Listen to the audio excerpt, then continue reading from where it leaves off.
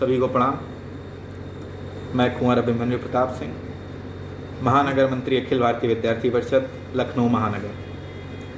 सर्वप्रथम आप सभी से एक निवेदन करना चाहता हूं कि इस कोरोना जैसी महामारी में पूरा भारत लड़ रहा है, पूरा विश्व लड़ रहा है। इस समय हमें धैर्य बनाने की ज़रूरत है। धैर्य के साथ साथ ही सरकार द्वारा दिए जा रहे प्रिकॉशंस का उपयोग करने की ज़रूरत है। आप सभी अपने घर में रहें, सुरक्षित रहें। बाहर तभी निकलें जब आपको बहुत ज़्यादा ज़रूरत हो। निकलते समय प्रिकॉशंस का उपयोग करें और घर में रहें। Stay home, stay safe. Akhil Bharatiya Vidyarthi परिषद लखनऊ महानगर द्वारा आयोजित द अनसंग स्टोरीज़ में हम प्रत्येक दिन आपको किसी एक महापुरुष, वीरांगना, योद्धा जिन्होंने भारत की स्वतंत्रता में अपना योगदान दिया है, उनका जीवन परिचय बताते हैं। इसी क्रम में आज मैं आप सबके बीच में एक ऐसे राजा की जीवन शैली बताने जा रहा हूं, जिन्होंने भारत माँ की रक्षा के लिए, भारत को स्वतंत्र बनाने के लिए अपने साथ साथ अपने पुत्रों का भी बलिदान एक साथ दिया था। जी हाँ, ऐसे शंकर शाह जी जो गोंडवाना के राजा थे, जिन्हें अंग्रेज़ों ने उनके पुत्र सहित 28 सितंबर 1858 में तोप के साथ बांधकर उड़ा दिया था। जी, उनका आरोप उनके ऊपर ये लगाया गया कि वो समुदाय को भड़का रहे थे अंग्रेज़ों के खिलाफ, जो अंग्रेज़ों ने भारत को अपना गुलाम समझ रखा था। 1857 के विद्रोह की ज्वाला संपूर्ण भारत में धधक रही थी। अपनी मातृभूमि को अंग्रेज़ों से स्वतंत्र कराने के लिए तमाम योद्धाओं ने इसका आह्वान किया था, इसमें भागीदारी की थी। इस संग्राम में रघुनाथ शाह जी ने अपने पिताजी के साथ बढ़कर सहयोग किया था। राजा शंकर शाह सुमेर शाह के एकमात्र पुत्र थे। उनके पुत्र का नाम रघुनाथ शाह था। राजा शंकर शाह जमींदारों तथा आम जनता के बीच में काफ़ी लोकप्रिय थे।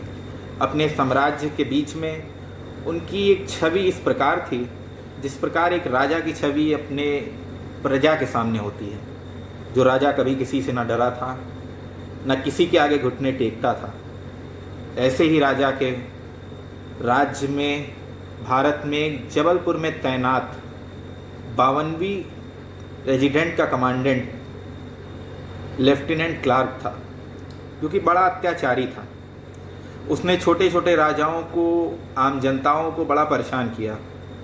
उनके ऊपर अत्याचार करता, आए दिन मार पीट करता, व्यापारियों से धन वसूलता, तमाम कुकर्म करता था।